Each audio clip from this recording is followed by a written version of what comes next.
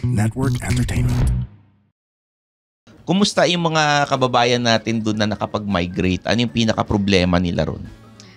Doon po sa mga nauna as in yung mga matatagal nang nandoon, ang lagi nilang sinasabi is, nung kapanahunan ko, ang tagal kong naghintay bago ko nakuha yung pamilya ko. So, nung dati kasi, sila lang talaga. Tapos, pahirapan bago nila makuha yung pamilya nila. Yung ngayon naman is, ang bilis makapunta kasi nga through student po, tas tourist visa. Pero, ang hirap naman pong kasi kumbaga, yung iba nga po kasi, di ba, dinaya nila yung proof of funds nila. So, sa totoo lang, hindi sila talagang prepared financially. So, yun naman po yung nahirapan silang mag-adjust.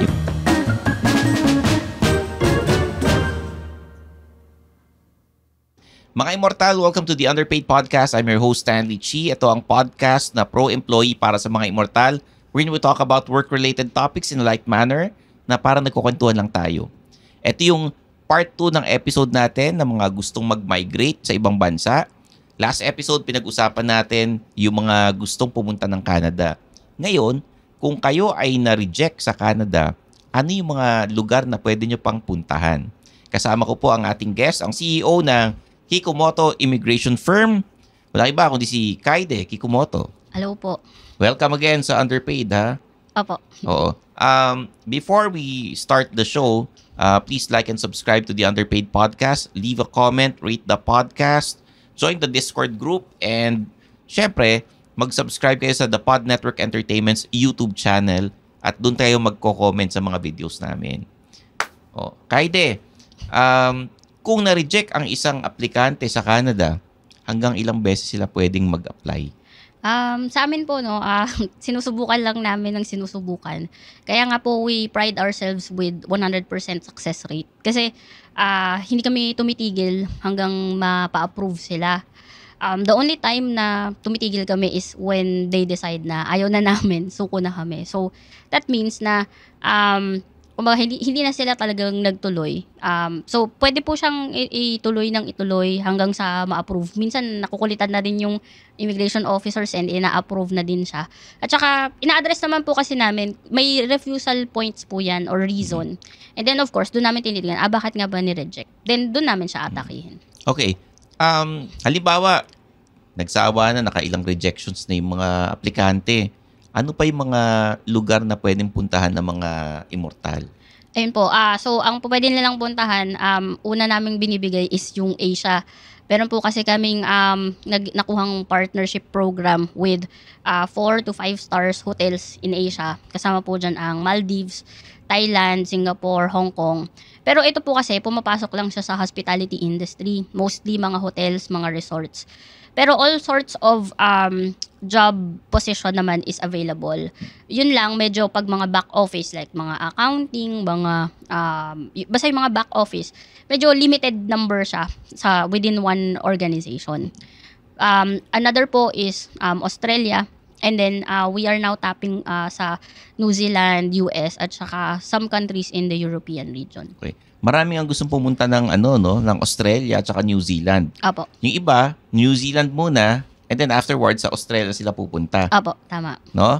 Ang napansin ko lang, hindi ko nilalahat, pero yung mga karamihan sa mga kababayan natin, ang gusto nilang puntahan kung saan yung may visa na talagang mahirap kunin, nangyari USA, Apo. sa Canada, no? And then sa may mga Caucasian na nakatira doon. Apo. Ano sa tingin mo kung bakit? Yung dahilan nila? Siguro po yung matagal ng parang thinking ng American dream. Kasi minsan yung mga nasa US, lumilipat sila ng Canada eh. Tapos ang reason nila is hindi free yung healthcare, tapos mahal. And then hindi na ganun ka okay because of yung mga racism, mas mataas po talaga. Hindi, kahit sa numbers or statistics, makikita siya. Yan yung sa USA. Apo. No? Pero sa Canada, kasi healthcare yung habol nila. Apo. Sa Australia, ano yung habol nila? Sa Australia po, yung siguro work-life balance. At saka, sabi nga po nila, mataas ang sweldo doon. Tsaka, kumbaga, chillax lang yung mga tao roon. Apo. Sobrang laid back. Tapos, mataas sila magpasweldo. How about sa New Zealand? Sa New Zealand naman, usually ginagawa nilang stepping stone. Kasi karamihan ng kakilala kong pumunta ng New Zealand, Kasi na-refuse sila sa Australia. So, New Zealand muna sila kasi may mga documents na sila. Oo. Pero ano yung buhay sa New Zealand? Petics din sila ron. Petics din po doon. Pero ang lagi nilang impression po, di ba, pag New Zealand, naku, mas marami pang baka doon kaysa sa tao. Tupa, di ba? Apo. Yun. So, the process of getting a working visa sa mga bansang yun, ganun din. Ganun din po siya. Although, syempre, mas mahirap po talaga. Ang mas nakakaalis po talaga is yung mga nasa fast food crew. Kapag pupunta New Zealand. Opo. At saka ngayon, parang ang nagiging hot na job po doon na nakakakuha is yung mga preschool teachers. Yun yung napansin kong karamihang pumupunta doon. Okay. How about sa mga sa Australia, ano yung nahanap doon? Kung sa New Zealand, service industry, preschool teachers, sa Australia, ano yung mabenta? Yun naman po, doon maraming IT. To be honest, ako po ang una kong sinubukan is Australia. Kasi IT po talaga yung linya ko before ako nag-immigration. Okay yung IT doon, tsaka kaya ko din siya tinarget. Talagang pagpatak ng 5, sarado na halos most establishments eh. Kaya laid back talaga. Yung sa Canada, ano yung hinahanap? Mga doktor, yung mga nasa medical field? Mga nasa medical field, pagkatapos yun, yung mga McDo, Tim Hortons, service industry, gano'n. Apo, service industry. Kaya yung mga magulang natin noon, sinasabi, mag-nurse ka para pag nakagraduate ka, mag-abroad ka, ganyan. Apo. Kumusta yung mga kababayan natin doon na nakapag-migrate? Ano yung pinaka-problema nila ron?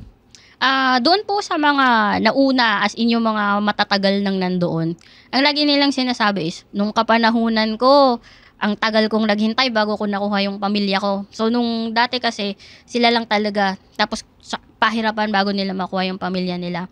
Yung ngayon naman is, ang bilis makapunta, kasi nga through student po, tas tourist visa, pero ang hirap naman pong mag-settle. Kasi kumbaga, yung iba nga po kasi, di ba, dinaya nila yung proof of funds nila. So, sa totoo lang, hindi sila talagang prepared financially. So, yun naman po yung nahirapan silang mag-adjust. Yung sa pera, no? Apo. Pero ang hirap din kasi, kung mga kababayan natin, in-uproot nila yung sarili nila para pumunta ron, para sa pamilya nila. And then, syempre pag nandun ka, mahirap mag-adjust. Ang nakapag-adjust dun yung mga bata na lumaki na ron. Diba? Yung sabi nga nila, sa isang pamilya, you have to take one for the team. Ayun yung ginagawa ng mga magulang na naunang pumunta ron. Yun ang sakripisyo na ginawa nila. Apo, totoo po. Oo.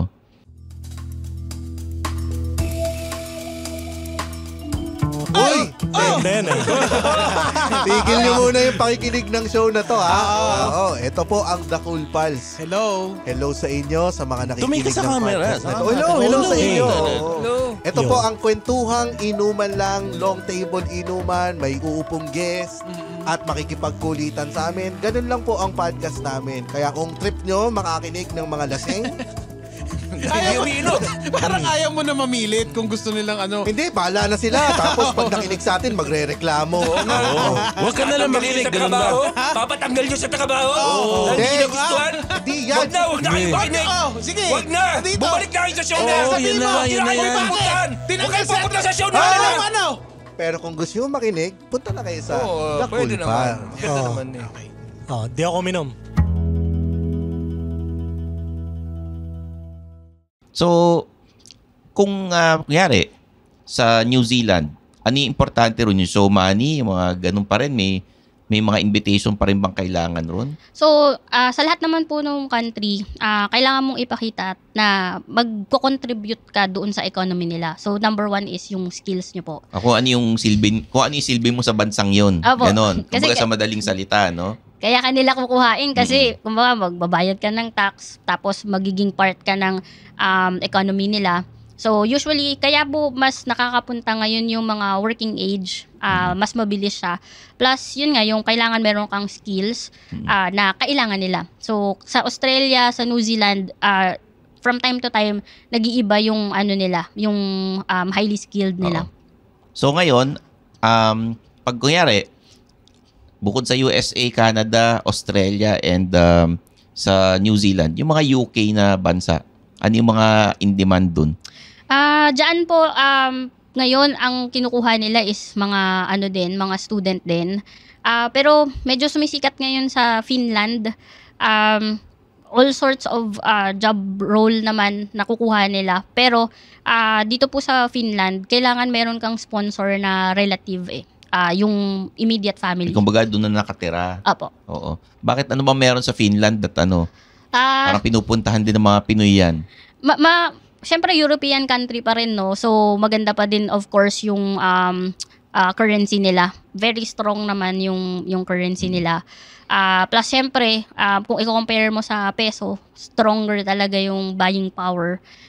Plus syempre, kung saan po kasi madali, which is kailangan mo kasi doon ng sponsor, immediate family na sponsor.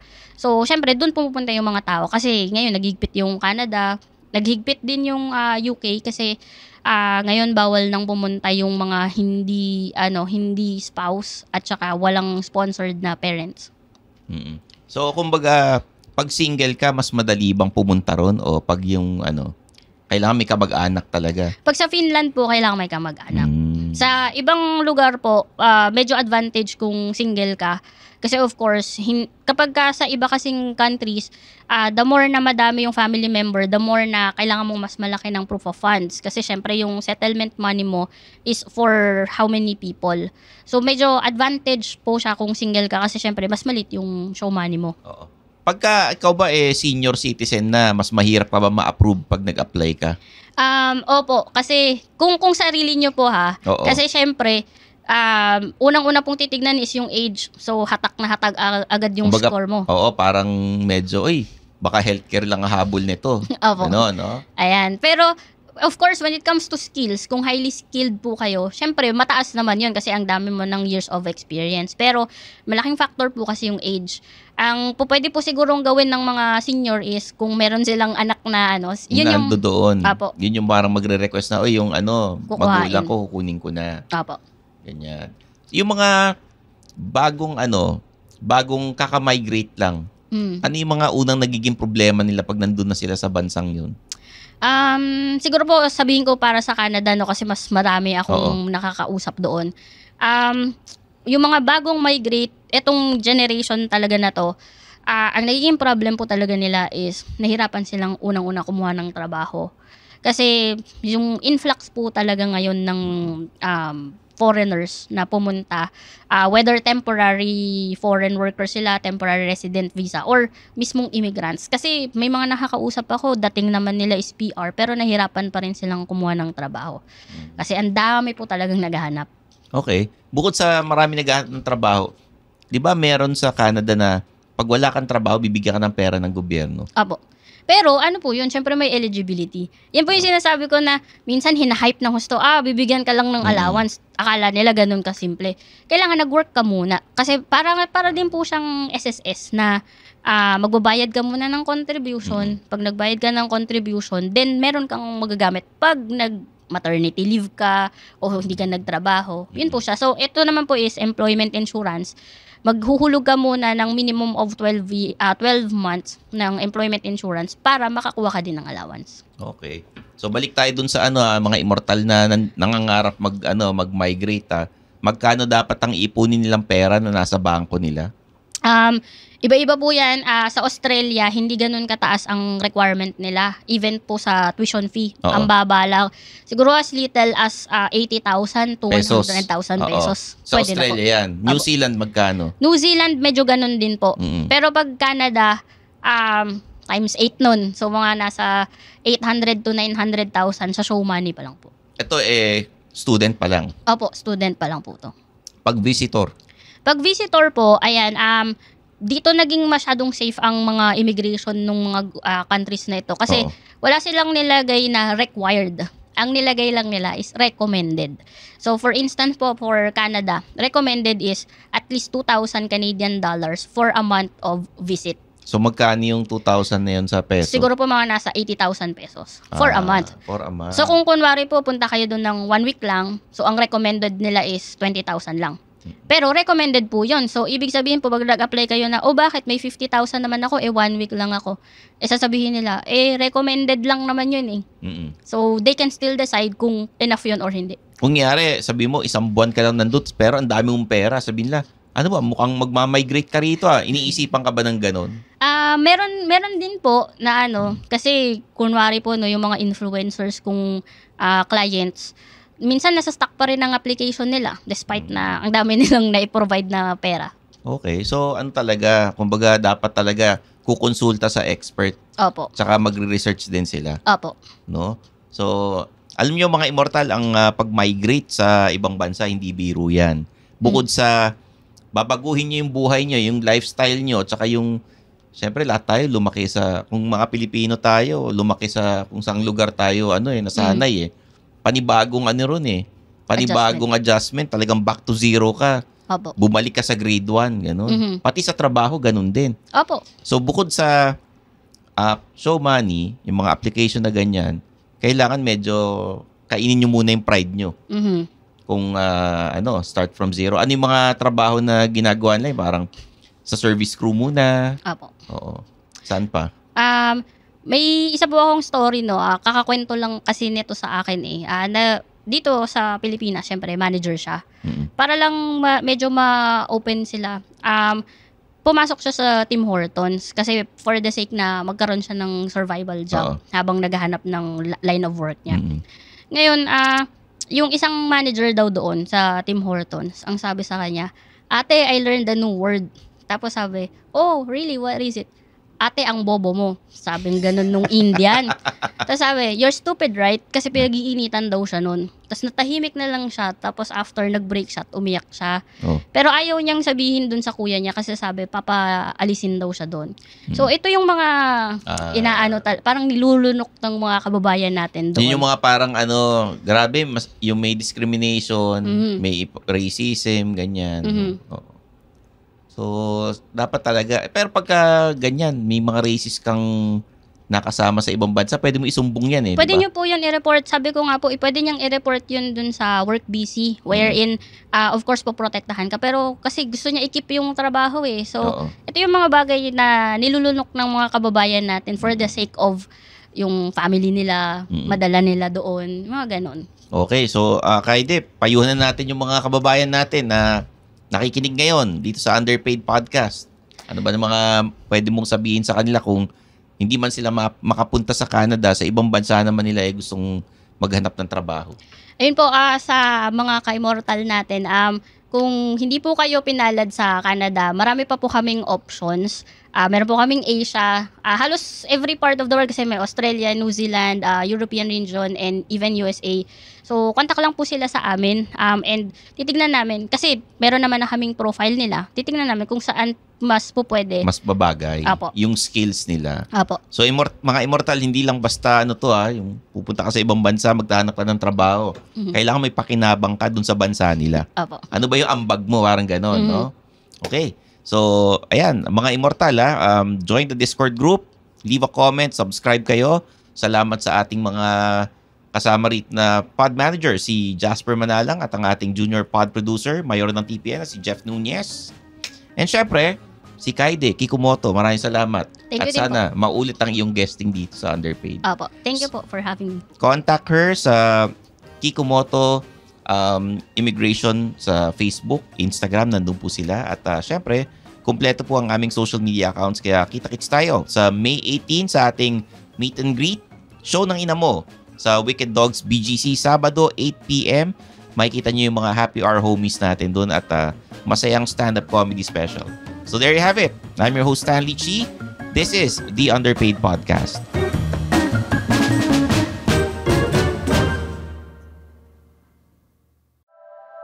The opinions of podcast creators, hosts, and guests are not necessarily reflective of the official stance of the Pod Network Entertainment, its hosts, or other network programs. The content created by the people behind the podcast is personal and not meant to harm any religion, ethnicity, group, organization, company, or individual.